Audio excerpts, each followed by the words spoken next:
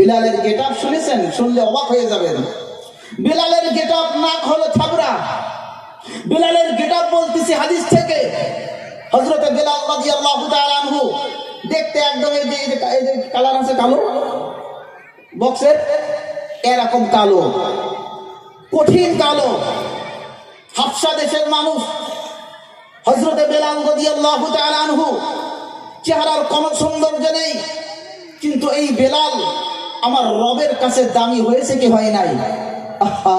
একটা মানুষের ভেতরে যখন ঈমান চলে আসে, ইসলামের নূর চলে আসে, ওই বান্দাটা আমার রবের কাছে এতটাই প্রিয় হয়ে যায়, আমার রাসূলের কাছে এতটাই প্রিয় হয়ে যায়।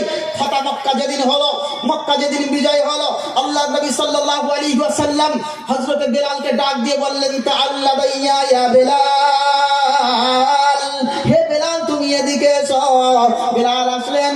আযিন ইয়া বেলাল, হে বেলাল তুমি আযান দিয়ে দাও। আল্লাহ নবীকে জিজ্ঞাসা করে, ইয়া রাসূলুল্লাহ কোথায় আযান দেব? আল্লাহ নবী জানায় দেন, হে বেলাল তুমি কাবা বাইতুল্লাহর ছাদের উপরে উঠে যাও, ওই জায়গায় আযান দিয়ে দাও। গোটা পৃথিবীর মানুষগুলো দেখে নিক, যাদের চেহারার অহংকার আছে, তাকাব্বুর আর ঘমন্ড আছে, গোটা পৃথিবীর মানুষগুলো দেখে নিক। কোন বান্দার ভেতরে যদি ঈমান আর আমল ঠিক হয়ে যায়, ওই বান্দাটা যত কালোই হোক না কেন, আল্লাহর কাছে ওই বান্দাটা বড় পেয়ারা হয়ে যায়। গোটা বিশ্বের মানুষ দেখে নিক, কাবা বাইতুল্লাহর চাইতেও আমার কালো বেলালের দামটা আমার রবের কাছে বেশি। জোরে বলেন, আরো জোরে বলবেন না সুবহানাল্লাহ। নবী আমার চলে গেলেন কোথায়? মেরাজে। মেরাজে গিয়েছেন না নবীজি? মেরাজ কোথায় হয়? আল্লাহর আরশে। কোথায় হয় জোরে বলে? আল্লাহর আরশে। মেরাজ হলো নবীজি প্রথম আসমান, দ্বিতীয় আসমান, তৃতীয় আসমান, চতুর্থ আসমান, পঞ্চম আসমান, ষষ্ঠ আসমান, সপ্তম আসমান পেরিয়ে আল্লাহর আরশে সেখানে পৌঁছে গেছেন। সিদরাতুল মুনতাহা ছাড়িয়ে গেছেন। আল্লাহ নবী সাল্লাল্লাহু আলাইহি ওয়াসাল্লাম চলে গেলেন। হযরতে জিবরাইল আলাইহিস সালাতু ওয়াস সালাম, আল্লাহ পাক রব্বুল আলামিন আল্লাহর নবীকে জান্নাত দেখাইতেছেন। কি দেখাইলেন? জান্নাত দেখালেন, জাহান্নাম দেখালেন। আল্লাহর নবী সাল্লাল্লাহু আলাইহি ওয়াসাল্লাম যখন আরশে গেলেন, জান্নাত ভেতরে যখন দেখলেন চলতেছেন, আল্লাহর নবী সাল্লাল্লাহু আলাইহি ওয়াসাল্লাম মনের ভেতরে ভয় বিরাজমান করতেছে। আল্লাহ পাক কি করলেন? হযরতে বেলাল রাদিয়াল্লাহু তাআলা আনহুর পায়ের শব্দটা নবীজির কানে শোনায়া দিলেন। নবীজি সকাল বেলায় যখন চলে আসলেন, সকাল বেলায় সাহাবাদেরকে ডাক দিলেন আর বললেন, ও আমার সাহাবারা, বেলাল কোথায়? বেলাল কোথায়? বেলালকে ডাকো ডাকো ডাকো। লাদাইয়া ইয়া বেলাল তাল, এখানে এসো বেলাল, এখানে এসো।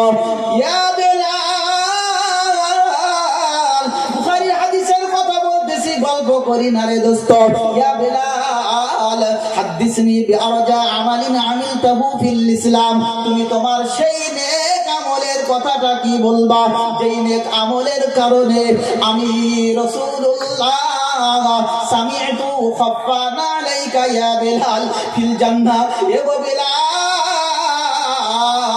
তোমার পায়ের শব্দখানা আমি রাসূলুল্লাহ আল্লাহ পাকের জান্নাতের ভেতরে শুনেছি। জোরে বলেন সুবহানাল্লাহ।